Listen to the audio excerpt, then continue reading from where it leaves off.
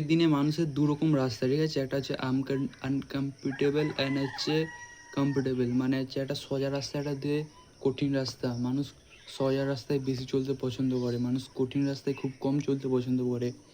কারণ সোজা রাস্তা সব কিছু রেডি করা থাকে, একটা কঠিন রাস্তা কখনো কিছু রেডি থাকে না।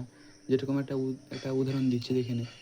তুই ঘরের সামনে কিছু একটা, মনে কর, সোজা রাস্তা বলতে কি, যেটা কারো বানানো মানে কোনো একটা কিছু বানানো আছে, তার মধ্যে তুই ঢুকছিস, এটা হচ্ছে সোজা রাস্তা। আর কঠিন রাস্তা যেটা তুই নিজে বানাচ্ছিস, সেটা হচ্ছে কঠিন রাস্তা। দুরকম আছে। মানুষ আনকাউন্টেবল আনকাউন্টেবল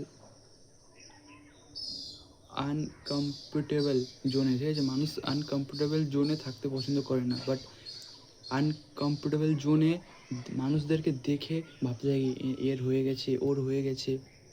কিন্তু কোনোদিনও মানুষ আনকমফোর্টেবল জোনে আসার চেষ্টাই করে না।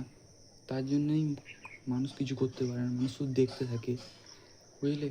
আর যারা আনকমফোর্টেবল জোনে যায়,